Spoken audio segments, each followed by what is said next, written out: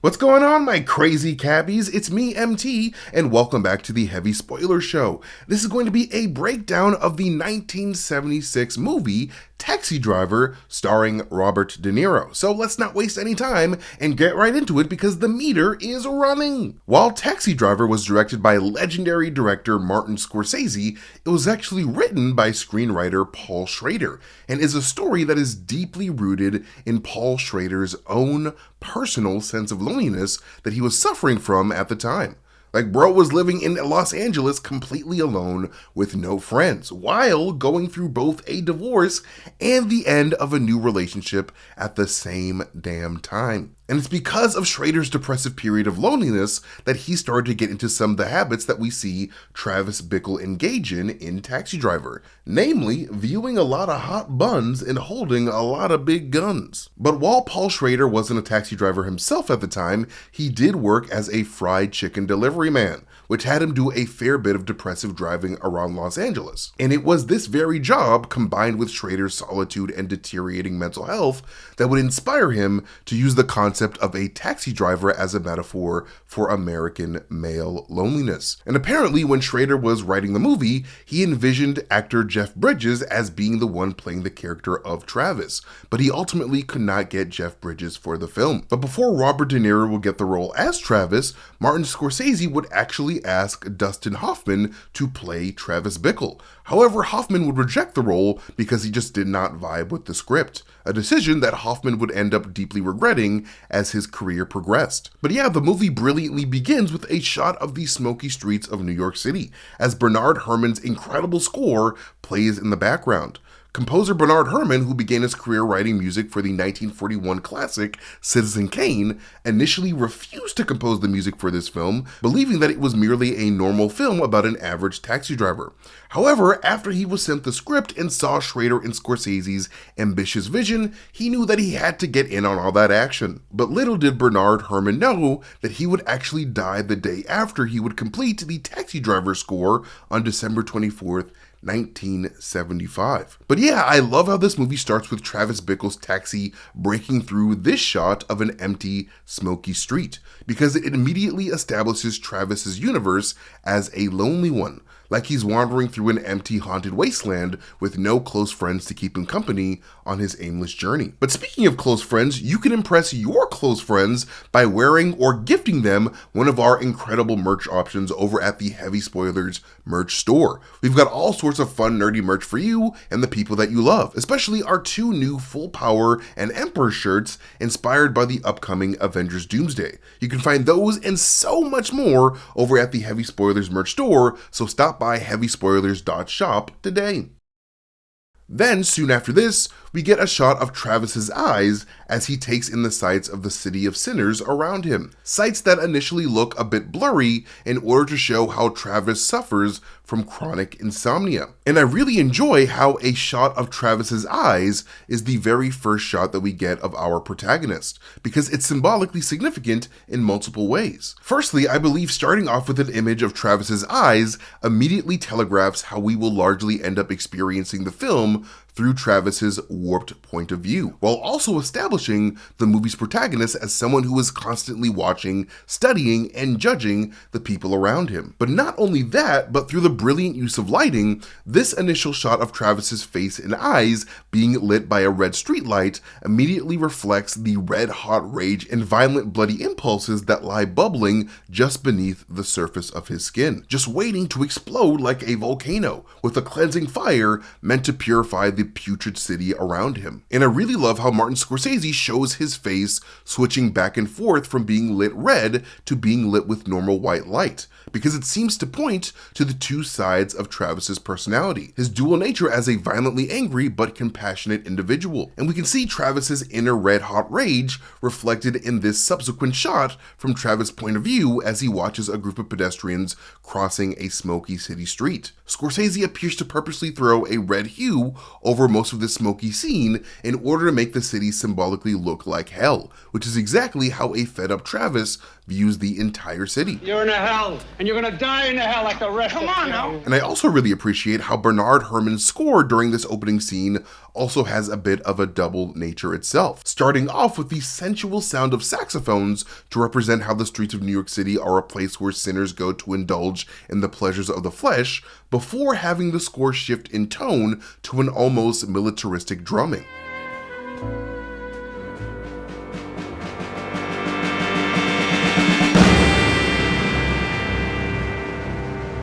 And I really enjoy how the score shifts between these two moods because it gives us a look into Travis's mind as he stares out the car windows, attracted to the various temptations that the life in the big city has to offer, before his mind suddenly shifts into that of a soldier who wishes to purge the city of the human filth around him. And as Travis walks into the cab office, we can get a better look at the patches on his green M65 field jacket. On his left arm, we can see that he has a patch repping the King Kong Company, his supposed unit when he served in the Vietnam War as a Marine. King Kong Company isn't the name of a real unit at all, but just a made-up name used by Scorsese in order to compare Travis's character to the iconic cinematic titan, King Kong. Because much like King Kong, Travis would end up ascending a building in New York in a violent attempt to protect a girl that he cared about. And this other patch over here with the wings seems to be a design inspired by the parachutist insignia of the Navy and Marine Corps, likely alluding to the fact that Travis did some parachuting while in the Marines.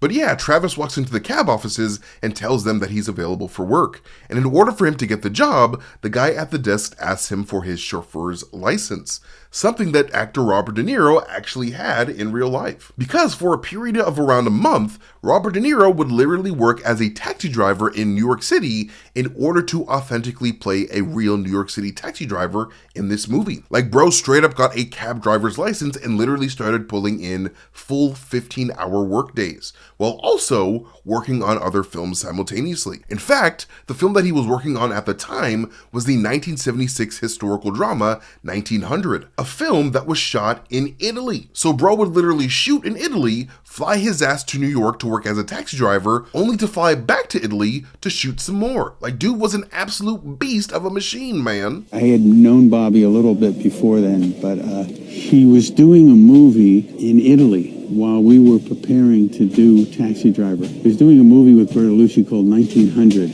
but De Niro would actually finish shooting on a Friday in Rome, get on a plane from Italy, fly to New York. He got himself a cab driver's license, and he would go to a garage and pick up a real cab and really drive the cab around New York. Then he would turn it in and fly back to Italy and work again. He did that a couple of times. So I was real impressed by this. And what's wild about the period that he drove as a taxi driver is how only one person would recognize him as Oscar-winning actor Robert De Niro. Apparently, the guy who noticed him was shocked to see Robert De Niro moonlighting as a taxi cab driver after having starred in such a high-profile film like The Godfather Part 2. But what's particularly awesome about how the taxi scenes of Taxi Driver were filmed is how Martin Scorsese would straight up have Robert De Niro actually drive around New York City for the movie for the sake of immersion and authenticity. The taxi was a character, and the way we made it a character was we gave it its kind of freedom. We didn't hold the cab down. We just got in the cab like passengers or whatever and drove off all over the city doing this and doing that. And Bobby De Niro had spent quite a bit of time as a taxi driver to experience what it was like. And he was a good driver, and we would just drive all night. We would do this stuff, and I had the very simplest lights. Oh, driver, hurry up, will you? So that we could go anywhere.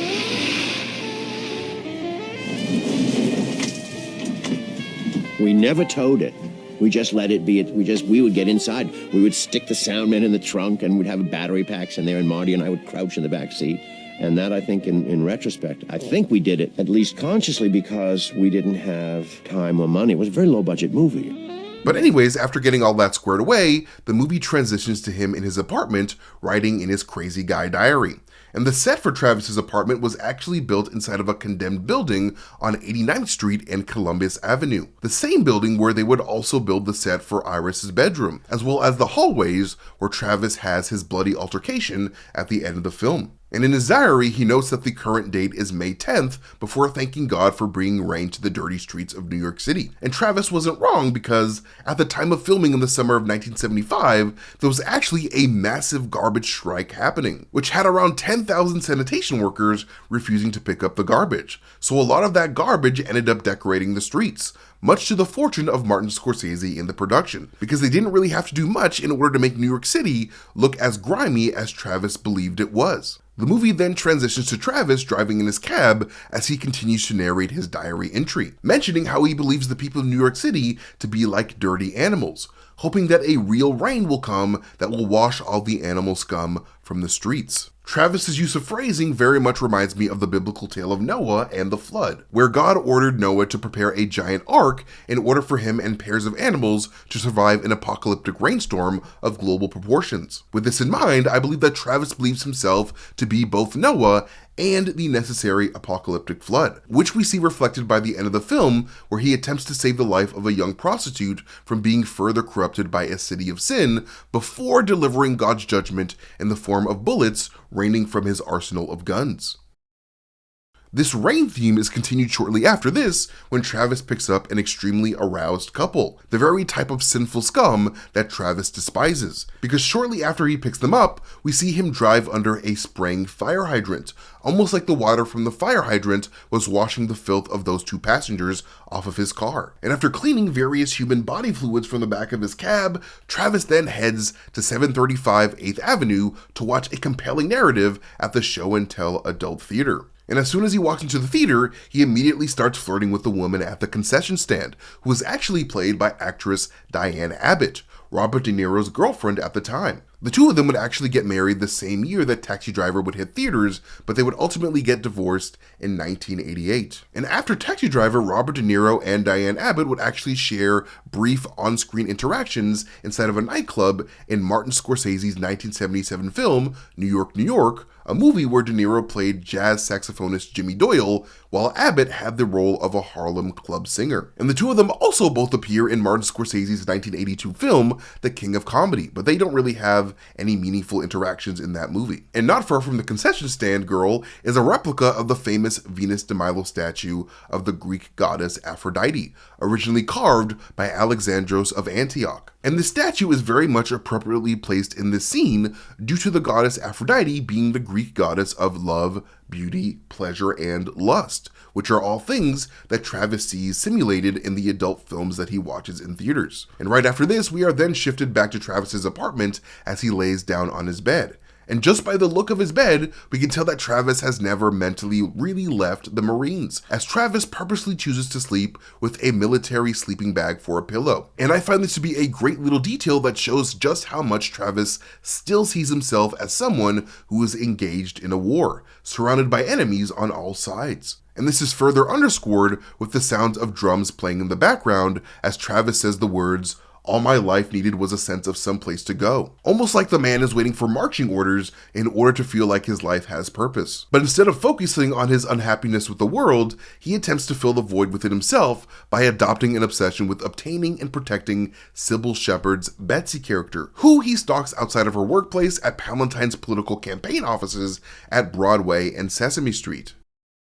And when we first see Betsy, she's walking into the doors of said campaign office, right past director Martin Scorsese himself, who can be seen chilling right outside the door in a black shirt and jeans. The role of Betsy would actually be brought to actress Sybil Shepherd's attention in large part to Martin Scorsese and the producers of the film, letting talent agents in the area know that the movie was specifically looking for a quote-unquote Sybil Shepherd type to play the character. And when Sybil Shepherd's agent heard this, she would hit Scorsese up immediately and suggest that he actually hire Sybil for the job. And what's kind of wild is how later on, it would actually be revealed that Martin Scorsese initially hired Sybil Shepherd because she thought she had a fat ass. And I'm not even joking. Julia Phillips, one of the producers of the film, said as much in her 1991 autobiography, "You'll never eat lunch in this town again." So yeah, Martin Scorsese was an ass man, much like myself. Inside the campaign offices, Betsy chats with her coworker Tom, played by actor and comedian Albert Brooks, an actor who helps tremendously with expanding upon his character. Because screenwriter Paul Schrader had difficulty with crafting the character of Tom,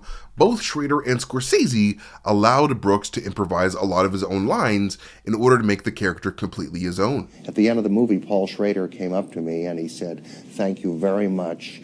Your character was the only one I didn't really know." And I'm thinking, I was the one you didn't know? That's just a simple guy who has a daily job. You knew the pimp and the guy who shot 80 people and all those others, but me you didn't know. I said, well, all right. I'm glad I could help. Betsy tells Tom that there's a strange man in a taxi cab staring at them from the street, causing him to confront Travis. But as soon as he does, Travis immediately drives away. A move that would cause Travis to start hating Tom just for being around Betsy. We then join Travis as he drives around the streets of New York later that night, staring at all the sinful people around him getting to engage in intimacy with one another, something that Travis desperately craves for himself. Travis then enters a restaurant to hang out with some of his fellow cab drivers. Wizard, played by actor Peter Boyle, Doughboy, played by Harry Northup, and Charlie T, played by actor Norman Matlock. And after Wizard talks about a sexual encounter that he had in the back of his taxi, Travis then tells the three about a fleet driver who had half of his ear cut off by some crazy person on 122nd Street, a place that a racist wizard would refer to as Mau Mau Land. The term Mau Mau comes from the Mau Mau Uprising, a violent anti-colonial rebellion in Kenya that took place from 1952 to 1960 against British rule. The Mau Mau fighters used guerrilla tactics, including brutal attacks on British settlers, farmers, and loyalist Africans. But by the 1970s in the United States, the term had entered informal racist slang among some white Americans as a way to equate black people, especially black people that live in the ghetto, with dangerous, uncontrollable savages or threats, drawing on that stupid colonial era imagery of anti-white African uprising. So Wiz calling a black neighborhood Mau Mau Land was just his crude, dehumanizing way of saying that it was a wild, lawless, hostile territory full of violent black people. So yeah, fuck you, Wizard. And both Wizard and Travis are pretty racist as hell in this movie, unfortunately. And we can see that racism reflected when Travis begins staring and judging at some other black guys inside the restaurant. Doughboy then tries to hook Travis up with some guns through one of his sketchy-ass friends, but Travis is only half listening to him during this moment as he chooses to focus on his dissolving, effervescent tablet inside of a glass of water. This is actually a brilliant shot in my opinion because by having the camera linger on the bubbling drink, it perfectly reflects how detached Travis is becoming from his reality, ignoring his present moment to zone out and focus on the rage bubbling up inside of him. But what's also a brilliant piece of cinematography is how Scorsese appears to purposely place this poster of Senator Palatine's political opponent Goodwin right behind Travis's head, as Travis would end up becoming a political opponent of Palatine himself by the end of the movie. Doughboy then snaps Travis out of his daze by trying to get Travis to help him sell a piece of bathtub that once belonged to famous actor and notorious ladies' man Errol Flynn. And in order to sell Travis on the value of this random piece of bathroom debris, he notes how the bathtub shard has watermarks on it that somehow prove that Errol Flynn was in that very same bathtub with multiple women at one point. Also, by the way, if any of my friends and family are watching this video, if you ever see me on the street trying to sell the broken bathroom appliances of celebrities, help me, because I'm clearly in dire straits. Give me $20. But anyways, the next day, Travis, being the horny stalker that he is, walks right into Palatine campaign offices in order to volunteer to help Betsy out with her work. But as soon as he does, Betsy immediately cuts him off and starts asking him questions about his feelings about Senator Palatine, an action that I believe starts to trigger Travis's irrational hatred for the man. Because much like how Travis is jealous of Betsy's coworker Tom for having Betsy's attention all day, it appears that that very same jealousy is transferred to Senator Palatine at that moment because of how enthusiastic she is about him as a candidate. Because in Travis's eyes, the world is just filled with dangerous, scummy men that Betsy needs protecting from, and he's the only righteous man for the job, as long as Betsy only has eyes for him. And for some reason, Betsy ends up agreeing to go on a date with this obviously deranged man at Charles' Coffee Shop at 4 Columbus Circle at the corner of 8th Avenue and 58th Street. Travis decides to have himself some black coffee, apple pie, and a slice of melted yellow cheese. And though this seems like a minor detail, Travis's meal is significant to real life because it's the same meal that infamous serial killer Ed Gein requested from investigators in order for him to confess to his heinous crimes, which include not only the murder of 2 women, but also grave robbing. What is this guy, Laura Croft? People tomb raid in real life? That's kind of crazy. Dude would literally dig up bodies from local cemeteries to make clothes, masks, and even furniture from the corpse of human skin and bones. Yuck. Like, dude was absolutely tapped, man, and the psycho would actually end up inspiring iconic horror characters in movies like Psycho, the Texas Chainsaw Massacre, and The Silence of the Lambs. But yeah, as the two chat during their coffee date, Travis mentions that he needs to get organized, before joking how he should get one of those signs that says, "One of these days, I'm going to get organized" on it, which he ends up actually doing later on in the film when he starts preparing to go apeshit on society. However, as their conversation continues, it's quite easy to see Travis's obsession with protecting and obtaining Betsy kicking into high gear. Betsy tells Travis that she works with good people after he asks her if she likes where she works. That response appears to not sit well with Travis, because he doesn't think that New York City men like Tom or even Senator Palantine could possibly ever truly be good. And because of that, Travis pretty much immediately follows up that question by asking if she likes working with her colleague Tom, before telling her that Tom's no good for her because he apparently puts his energy in the wrong place, doesn't really respect her, and has no real connection with her whatsoever. How the hell will he know that? I don't know! But this is a clear example of Travis projecting his own flaws and insecurities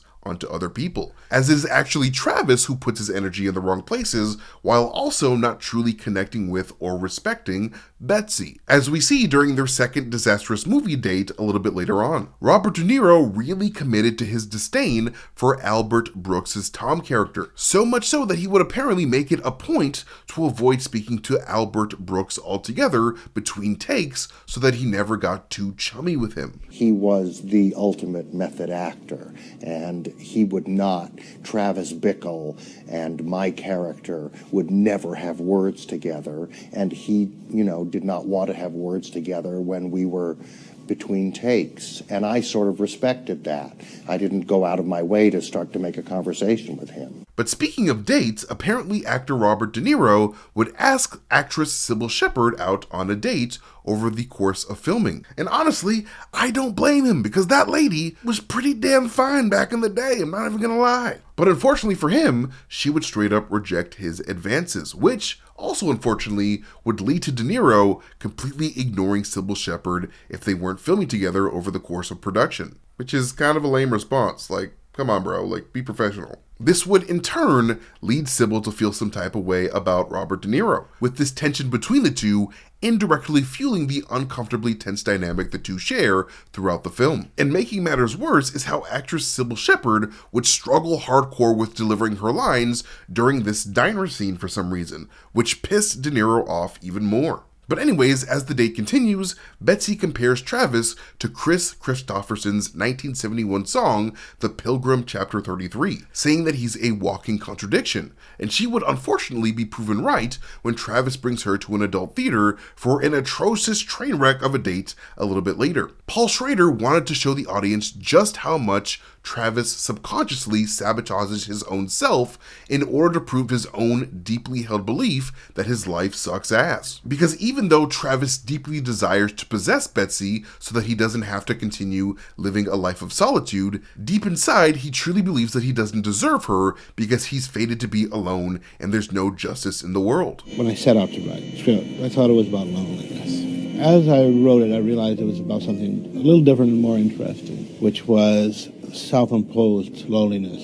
That is, a syndrome of behavior that reinforces itself.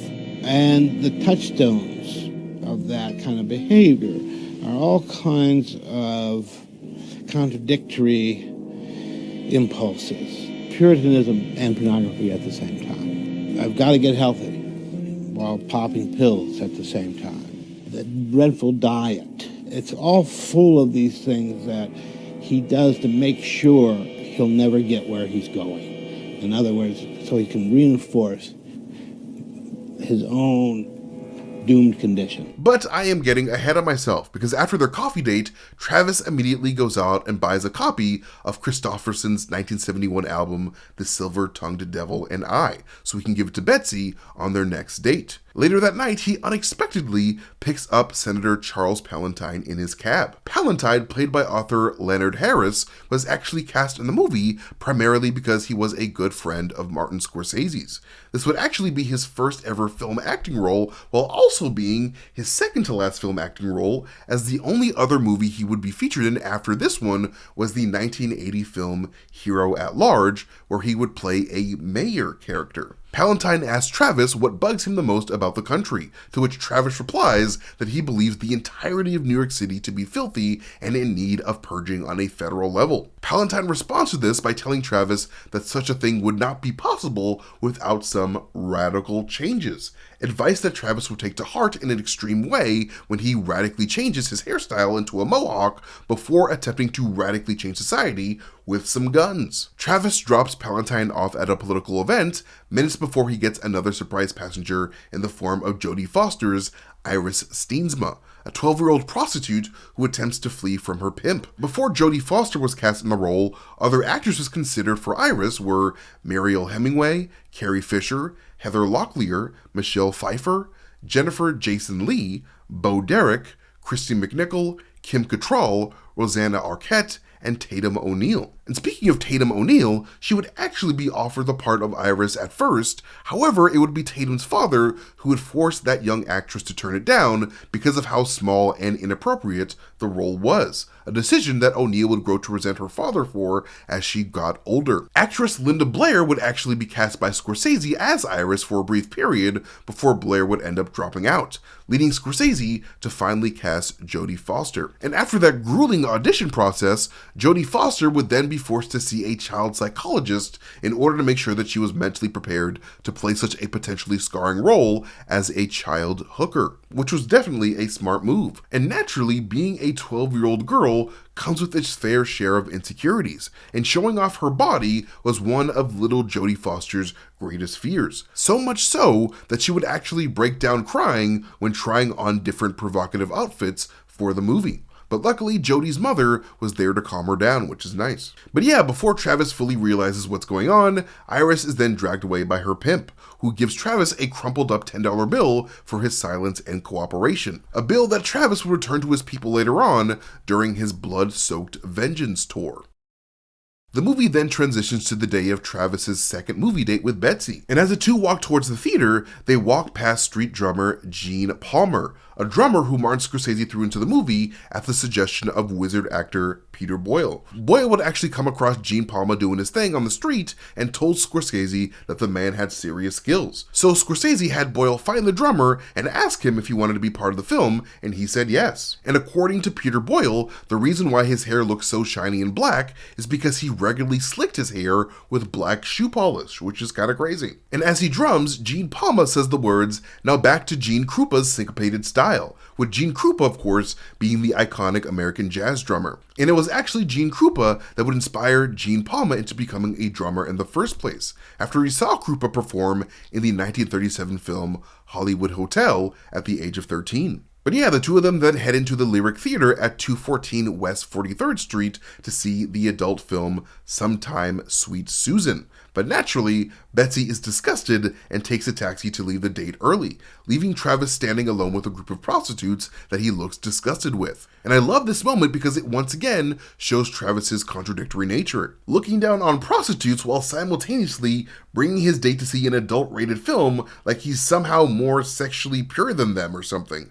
Textbook hypocrisy. But yeah, after a few days have passed, Travis attempts to call Betsy to apologize and convince her to go out with him again. Scorsese specifically had the camera pan away from Travis during this moment in order for the audience to truly feel how cringy and lame Travis was acting while begging for Betsy's attention and time. Apparently, Martin Scorsese would consider this shot as one of the most important shots of the entire film, and I definitely agree, mostly because having the audience stare at an empty hallway echoing with Travis's pathetic pleas really helps underscore just how lonely and pathetic Travis is. And after Betsy goes on to ignore Travis's phone calls and flower deliveries, Travis gets fed up and decides to confront her at Palatine's campaign office, causing a big old scene. And Sybil Shepherd was actually legitimately scared of Robert De Niro when they were shooting this scene together because of how believably De Niro was portraying this overly obsessive, mentally declining man. The movie then shifts to another one of Travis's nighttime shifts as a cabbie. And hopping into the back of Travis's cab is none other than director Martin Scorsese himself, playing a man who is about to crash the fuck out on his wife and the black man that she's cheating on him with a .44 Magnum pistol. And while Scorsese pulls out an incredible performance in this scene, his involvement wasn't initially the plan at all. Apparently, actor George Mamoli was meant to play the character, but would end up suffering a debilitating accident on the set of another production, so Robert De Niro convinced Scorsese to just fill in for him, as they couldn't find anybody else on such short notice. But what's particularly funny about Scorsese's cameo is how he would be forced to sit on a blanket in order for his 5'3" looking ass to be seen on camera from the back seat. And honestly, shame on Travis for not having a booster seat for our short kings who are about to murder their queens for enjoying some black beans. How dare you? But anyways, after dropping that psycho off, Travis heads to Belmore Cafeteria on Park Avenue South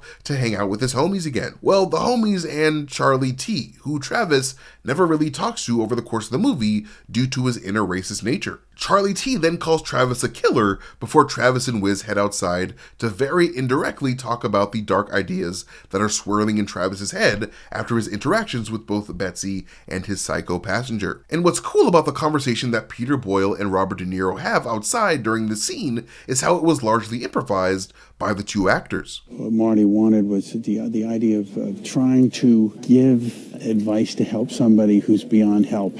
You try and find something to say, well, like don't jump off the bridge because life is good, or so it was trying to be this rambling, disconnected kind of bits of wisdom, bits of cliches, bits of this and that, and we did it. We really did it pretty quickly. We did it in the middle of the night, and it came out pretty close to the way we improvised it. And De Niro is sensational because we just really went for it. And while on a shift the following night, Travis almost runs into Jodie Foster's Iris yet again when he almost runs her and her hooker homie over with his cab. The hooker that Jodie is walking with in the street is played by Garth Avery, who was actually a real-life inspiration for the character of Iris and would serve as Jodie Foster's mentor on set. There was a girl who had lived a life that was very similar to my character's. She'd been a prostitute in New York, she'd been a drug addict, kind of a skinny, pasty blonde girl. I know that Paul Schrader and Martin Scorsese sort of used her as a model in some ways for my character.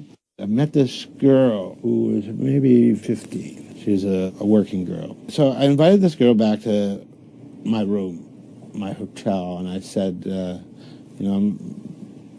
I just want you to meet somebody tomorrow morning. I'm going to I'll give you some money, that's going to be that, this is a purely a social thing. But I was afraid if I lost her, I would never find her again. So I paid her to stay on the sofa in the hotel suite. And I put a note under Marty's door, and I said, I met Iris last night, and we're going to have breakfast at 8 o'clock. Come down and meet us. So he came down, and a lot of what showed up in Jodie's performance, we saw that morning in that girl. Speech pattern, sunglasses, the bread with the sugar and the jam on it. She was a junkie. It took a character that had been sort of theoretical and also made it real. So they found this girl who sort of corresponded to the character, and they said, I want you to come over to the Pierre Hotel, and we want you to hang out with her. I'm 12 years old, so I come there, and I said, hi. She said, hi. That's pretty much it. I didn't have anything to say, I think they thought that maybe we'd have like a kind of an improv-y bonding thing, but I was really just a 12-year-old. So she does play the friend in the movie, There's a scene of us walking across the street and Robert De Niro almost runs over me. She pulls me out of the way of the cab. That's the girl. With Travis's anger at the world being at an all-time high, he decides to take Doughboy up on his previous offer to meet up with his friend Easy Andy to buy some guns. Inspired by the psycho murderer in the back of his cab, he tries out one of Easy Andy's .44 Magnums. And after messing with the Smith & Wesson Model 29 for a bit, he picks up a .38 snub-nose, the Smith & Wesson Model 36, which he uses to point at a couple of women talking on the street below, almost like he's angry at all women after being rejected by Betsy. And we see this anger at women reflected a little bit later on when Travis pretends to shoot the actresses in his adult films with his fingers. And after trying out a Colt 25 automatic and an Astra Constable, Travis ends up buying all 4 guns. And at the close of their deal, Easy Andy then attempts to sell a host of other items to Travis, with that dialogue largely having been improvised by actor Stephen Prince. And over the next few days, Travis starts readying his body and his weapons to crack open Palentine's head like Humpty Dumpty, even referencing the Humpty Dumpty nursery rhyme. True force. All the king's men cannot put it back together again. And over the course of this war prep montage, we see Travis using a knife to carve an X shape into one of his bullets, in order for the bullets to fragment apart rather than stay as a whole upon impact, ensuring maximum damage.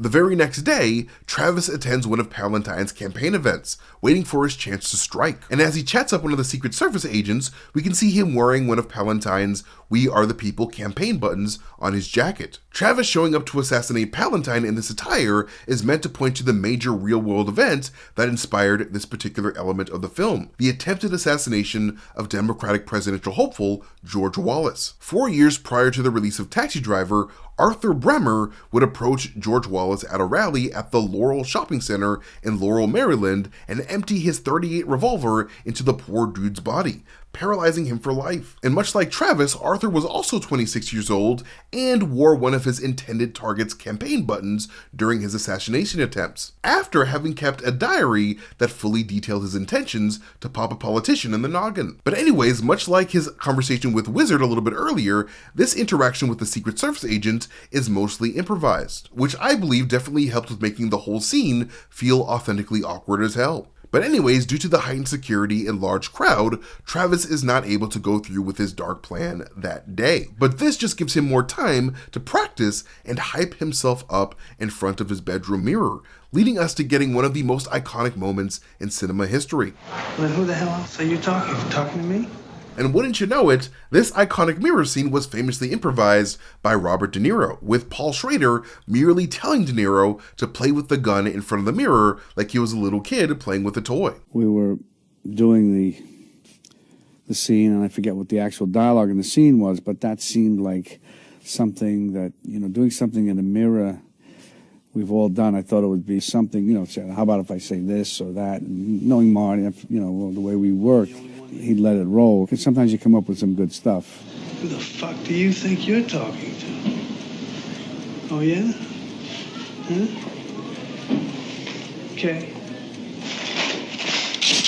That idea fit the whole thing of somebody by themselves, talking to themselves, acting that way. Seemed appropriate for the moment. And right after this mirror scene, much like the beginning of the movie, we once again get another shot of a spraying fire hydrant in the streets, symbolizing how Travis himself has become the very force that he wanted to clean the dirty New York City streets with. And he immediately does so when a robber comes into his buddy Melio's bodega trying to rob him, shooting that robber with his Astra Constable with no hesitation. The actor who plays Melio is played by actor Victor Argo, and he's an actor who has worked with Martin Scorsese on 2 films before Taxi Driver, 1972's Boxcar Bertha and 1973's Mean Streets. Melio can be seen wearing an American flag-themed shirt, repping Tulane University in New Orleans, Louisiana, as he goes to beat up the dead robber. And after getting away with murder, Travis decides to head home and make himself jealous and angry while watching couples dance to Late Night for the Sky by Jackson Browne on the American Bandstand Music and Dance Show. He then takes that energy to stalk both Palantine and Betsy at yet another rally from the comfort of his taxi. And on the stage protecting the senator during this particular rally is a Secret Service agent played by Victor Magnotta, a Vietnam War veteran and a good friend of Martin Scorsese's from their days at NYU. And it was actually Victor Magnotta who would suggest to Scorsese that Travis adopt a mohawk hairstyle before he goes to war, as the mohawk was oftentimes given to soldiers before they would embark on their most special and intense operations. But more on the mohawk a little bit later. And as the scene of Travis stalking the rally plays out, a voiceover of Travis can be heard reading the anniversary card message he left for his parents. The actual card itself is interesting to me because of its Eagle Scouts-ass theme, with the words "to a couple of good scouts" being printed inside. Travis is so damn obsessed and focused on the fact that everybody around him in New York City is evil that he bought a card that compliments his parents on fitting his definition of what it means to be a good and honest person. What a freaking weirdo. But anyways, not long after this,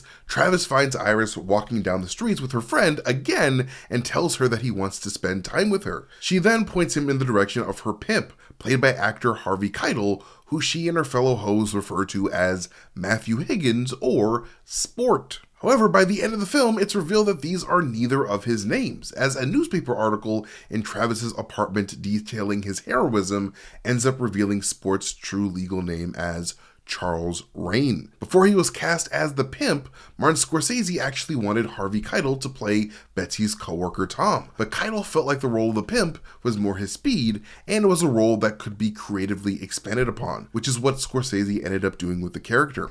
When the character was originally written, Paul Schrader actually envisioned Sport and his colleagues to be black men. However, because of how racist the main character of the movie is throughout the film, Schrader and Scorsese would end up changing their minds, as a racist guy gunning down a bunch of black people wasn't exactly the best look, and would have likely caused violence in theaters at that time. And in order to prepare for his role as Sport, Harvey Keitel worked closely with pimps to study how they conduct themselves, while also doing a bit of improvising with Robert De Niro. The improvisations were improvisations that, let me put it this way, could not hurt the structure of the script. I didn't want to get into the way of what Paul had written. In the scene where De Niro walks up and Keitel is in the doorway and mistakes him for a cop. The majority of the dialogue is Paul Schrader's dialogue, but we added a few things. Harvey and was having a little fun. We added a few lines, particularly towards the end of it where Bob says, "I'm hip," and Harvey says, "Funny, you don't look hip," and it's entrapment already. I had a horse once and got hit by a car. Things like that sailed in and out of the shot. Iris is then allowed to bring Travis to her room, where she tries to do her job with him. But instead of committing a very gross and illegal act with a minor, Travis offers to free Iris from her life of being a hoe for show. But what's relieving is how Jodie Foster was not involved whatsoever during the shots where Iris is simulating the most inappropriate sexual acts with a grown adult. Because luckily for the production, Jodie Foster had a sister 7 years older than her with similar body proportions to hers. So they would end up switching the 19-year-old Connie Foster into those scenes in order to keep things safe for Jodie.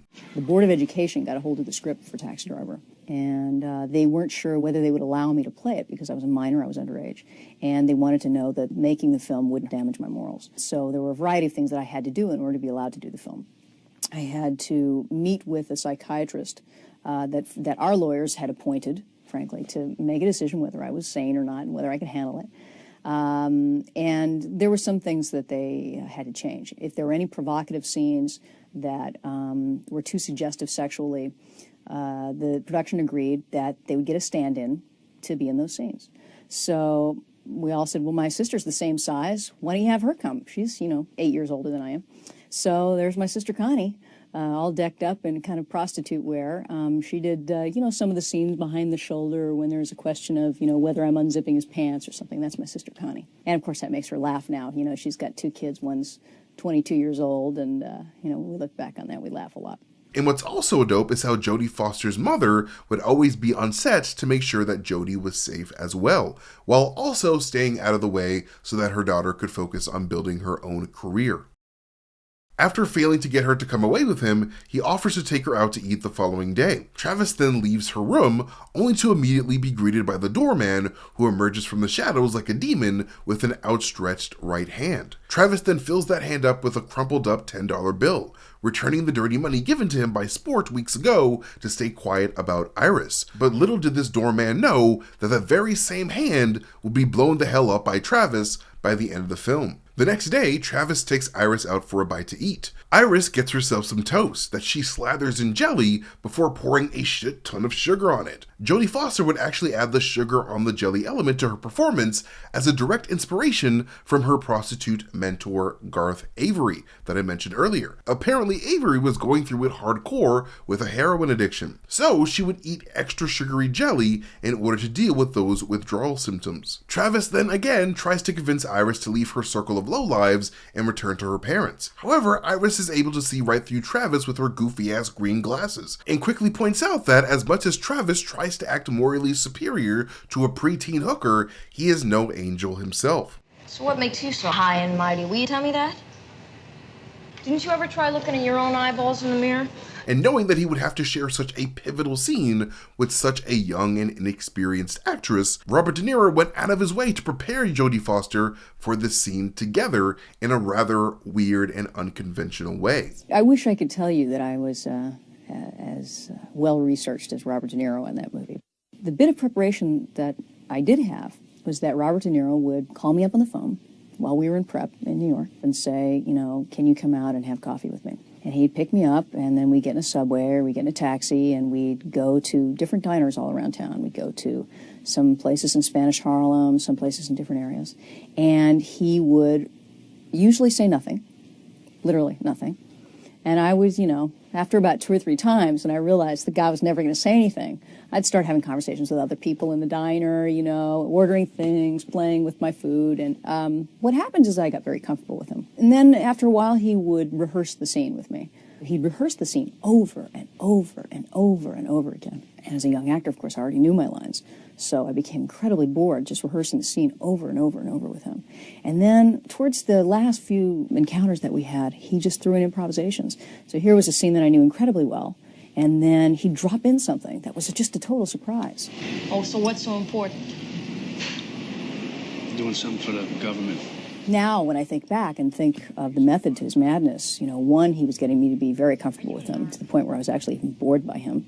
2, he was sort of teaching me that the best way to improvise a scene is to know it like the back of your hand. And then you can riff off and go on to other things. After offering to pay for Iris to get out of Dodge, the two of them part ways before the movie transitions to the outside of Iris's brothel, where Travis watches the building from his cab. Inside the building, Sport begins to put his creepy-ass moves on Iris, playing jazz for her and telling her how much he means to her. The words that Sport says to Iris were mostly improvised by Harvey Keitel and were heavily inspired by the songs of artist Barry White. And as Sport embraces Iris in this scene, you can see that he's grown out his pinky fingernail and painted on it, an aspect that Harvey Keitel added to his character to show that he was a frequent partaker of white fun time powder, if you know what I mean. Apparently, people grow out a fingernail in order to use that fingernail as a mini shovel for the devil's baby powder, which is kind of smart if you're into that kind of thing, but I'm not. This is one of the few scenes where the movie isn't focused on the perspective of Travis Bickle himself, so it's kind of debatable whether or not this moment between Sport and Iris actually happened, or if it was just an imagined scenario within Travis's head to make himself angry and hype himself up for some murder. Travis then prepares once again for an assault on Senator Palantine, shaving his head into a mohawk in the process. But in order to achieve this look, not only did Robert De Niro not even shave his head at all, but he also wasn't even wearing human hair on his head, as special makeup artist Dick Smith would end up using the hair from horses in order to construct a series of wigs for Bickle to wear at the end of the film. Most people think he really did shave his head. We couldn't do that. He had to keep his long hair for other scenes. I've done bald caps, of course, before, and I had done some that looked like a shaven head, but I did that mainly with stippling on little black dots and things of that sort. I wanted to do real short little bits of hair to make it really look like it was shaven. I used actually a very coarse hair, not human hair, because the harder it is in form, the better it blows and scatters. It won't clump together. We always use a fresh one each day of the shooting because they have very thin edges. Those are kind of destroyed when you remove the cap. And it was very tricky each morning doing this on a fresh cap. And Bobby is a perfectionist, so he would inspect every square inch of the stubble, and we would fuss with it and get it all beautiful and get the hairline just right. And then, of course, put on that roach, that funny hair piece that goes across the top of his head. That was a separate piece, and that was the easiest thing. We also had to invent a kind of a hair paste that would glue his own hair as flat to his skull as possible so that we could do the bald cap and not have it look bulky.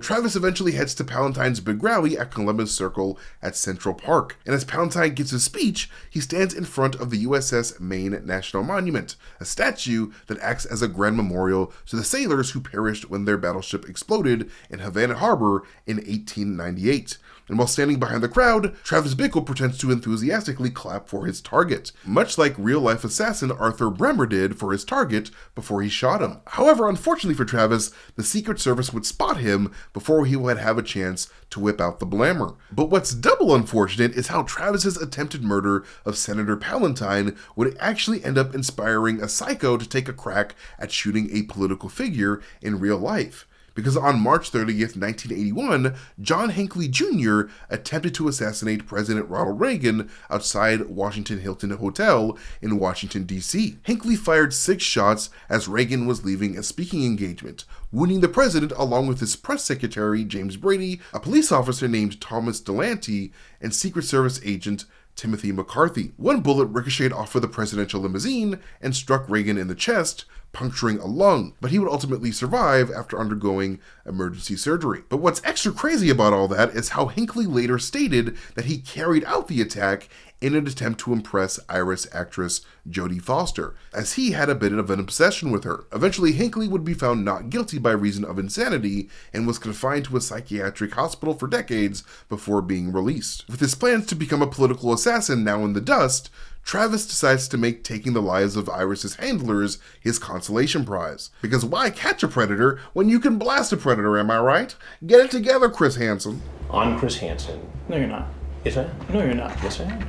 And when Travis pulls up to Iris's building with his taxi, he doesn't even bother to park it correctly on the street, a subtle detail that shows how much Travis does not expect to come out of the building alive to resume his job as a taxi driver. And after disposing of Sport, Travis heads into the narrow halls of Iris's building to dispose of the rest of the lowlives, starting by blowing off the fingers of the doorman that he gave the $10 to earlier, a special effect that was very difficult to achieve. The toughest effect was to blow off the hand of the man who was guarding the staircase. Hey! If we weren't confined in this narrow set, if I could have stood nearby, I would have used a monofilament to just yank off part of a false hand, and that would have been simple to do.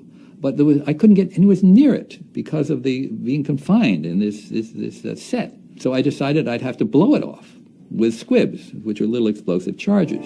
So this was quite an engineering job. The problem is, what do you do with his own hand? What you add on is going to look like an awfully long arm. So I made a cast over his fist, and then I designed a false hand out of rubber and plastics and so forth that would fit over his fist, and it would only extend out a little ways. What I was doing was making a hand that had the thumb still, but the palm was cut off. That was a solid device. It had tubes to pump blood, concealed, etc. Then I made, out of a brittle wax, a reproduction of the missing part of the hand, the upper palm and the fingers. It could slip over this permanent device. In the hollow wax hand, were concealed the explosive charges and pockets of blood. So the action then would be, bang, blow off the hand. It would be shattered into many pieces. Then blood would start pumping from what was left, from the permanent stump that was left, and that would spray all over the place. So it was truly a bloody mess. Murray Mauston, who acted the part of this guard that got his hand blown off, was very easy to work with. He was only a kind of part-time actor, actually. I think he was in the jewelry business. And it was just a lot of fun for him.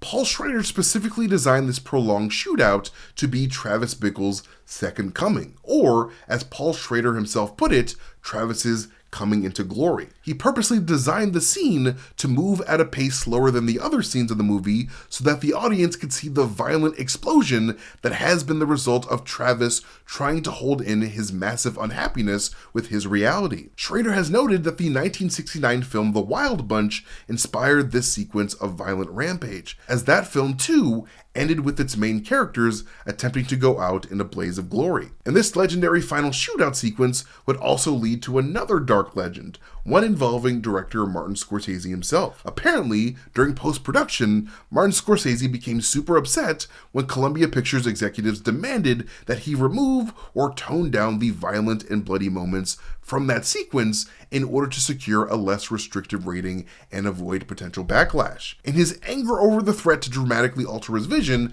the legend states that Martin Scorsese got super drunk one night and was planning on threatening and or blasting the executive at Columbia Pictures. But luckily his homies were able to talk him out of doing so. However, in order to avoid an X rating, Martin Scorsese would appease the MPAA by changing the saturation of the blood in the scene into a more burgundy type of color. But yeah, after Travis gets rid of all the dudes in the building and slips into a coma after failing to end his own life, we get an incredible tracking shot of the carnage that leads all the way to the outside of the building, where a crowd gathers to get a peek at the mayhem. This long tracking shot took the production a full 3 months to create, mostly because in order to get the camera to shoot from the ceiling, they straight up had to slice through the ceiling itself, which was a job and a half. But anyways, after the attack, Travis is hailed as a hero by both the media and Iris's parents, who we can see pictured amongst a series of newspaper clippings on Travis's wall, portrayed by the parents of director Martin Scorsese himself. And near that article are several other articles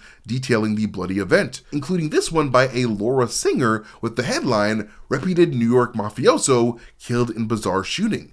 2 others dead and 1 wounded." And the text in that article actually reads, "The body of Anthony Scalloso, a reputed mafioso leader from Brooklyn, was found early this evening, shot 6 times in the face, lying in a pool of his own blood in an East Side tenement by police. The building in which he was found is one of the many frequented by prostitutes and Johns in the rundown area. Also found dead were Charles Rain and an unidentified man of about 60 years old. A city cab driver, Travis Bickle, who was also involved in the shooting, is in serious condition, suffering from gunshot wounds in the neck and side at Greenwich Hospital. The reports from the first officers on the scene have put it together this way. Bickle and Rain began fighting outside the building and worked their way upstairs, where Scalloso was involved with a young hooker whose name has been withheld because of her age. In an attempt to extract the young girl from the scene, Bickle battled with the 3 men on their own terms. The young girl was uninjured, but 3 men were killed and 1 seriously wounded. Travis Bickle, 26, has been a hack driver for the past 6 months since he came to New York upon leaving the service, where he fought in the Special Forces unit in Vietnam, which was learned from the president of the taxi garage where Bickle worked out of. Late tonight, hundreds of cab drivers expressed their concern by lining outside the hospital and pooling their tips to help buy better service for this young working-class hero. Mrs. Scalloso heard the news of the death of her husband on the radio moments after it occurred. Friends and relatives marched to her home on 996 Hart Street in Brooklyn to comfort her. She was not available for comment. The police expressed relief when they discovered that Bickle had survived the slaughter. The prostitute was in a state of shock and could not help with the information about what had transpired. An officer at the scene said that she was not much older looking than his youngest daughter, who is 12 years old. And not far from that article is an article by Michael Gross titled "Taxi Driver Hero to Recover," and that text reads, "Young Travis Bickle, the New York cabbie who was involved in a shootout in the Lower East Side with New York City mafioso Anthony Scalloso 1 week ago, is reported out of danger at Greenwich Hospital. Bickle was involved in a shooting which left 3 men dead and brought about the safe return of a young runaway who worked as a prostitute for Charles Rain to her parents in Pittsburgh. Bickle has been on the critical list for the past week. He has been shot through the neck and side. He'll be hospitalized for at least 1 month. The young hero has received thousands of letters from well-wishers from all over the city. Harry Kilmer, president of the Marathon Cab Company, where Bickle drove out of, had this to say: "Mr. Bickle can have his job back here whenever he wants. He's a good man, and we all wish him the best. I'm sure he knows that." Bickle was unable to make any comment to reporters as he is still in serious condition. And another clipping has the headline, "Cabbie released from hospital," and that reads, "The young taxi driver who single-handedly took on 3 armed men in an attempt to save a young girl's life has been released from Greenwich Hospital today. Travis Bickle, 26, responded very well to treatment and was released 1 week earlier than had been expected. He said he'll be right back to work right after the holiday weekend." And this proves true as we see Travis right back to work at the very end of the movie, where he unexpectedly picks up a Betsy who seems to be a lot more into Travis now that he has become a mini New York City celebrity. But this time around, Travis is much less infatuated and much more calm around her, likely because he just got a chance to vent out his frustrations on Sport and the Predator posse. But part of me also feels like he's not interested in Betsy's attention because he knows that it's only fueled by his celebrity status, much like how Betsy sort of acted with his first intended target, Senator Palantine. So rather than knowingly be a hypocrite and take advantage of his newfound fame, he merely ignores Betsy's advances and brushes off her compliments. But what's especially notable is how right after he drops Betsy off at her destination, Martin Scorsese makes sure to end the movie by letting us know that Travis is in fact not magically cured of his mental instability by having him do a weird double take in the mirror, with his eyes in the reflection of his mirror being lit red, just like it was at the very beginning of the film. I implied at the end when he looks in the mirror, thinks he sees something in the back of the car or in the street. I just think it's like a ticking time bomb that's going to go off again at some point, either towards other people or to himself. Bernard Herrmann did what he called a sting. It was the last thing he said in terms of his work. I said, usually in a film, when something happens, the door opens and they want to scare the audience, they have that sound. It's a little obvious. He said, "Oh, play it backwards." And he left the room. But anyways, that is it for this breakdown of Taxi Driver. You guys can follow me at Mastertainment on Twitter, YouTube, Instagram, Twitch, wherever I am on the internet. But most importantly, follow Heavy Spoilers here on YouTube by hitting that subscribe button, or maybe even hitting that like button if you guys enjoyed the video. But like always, I've been MT, you guys have been amazing, and I'll catch you guys later. Bye.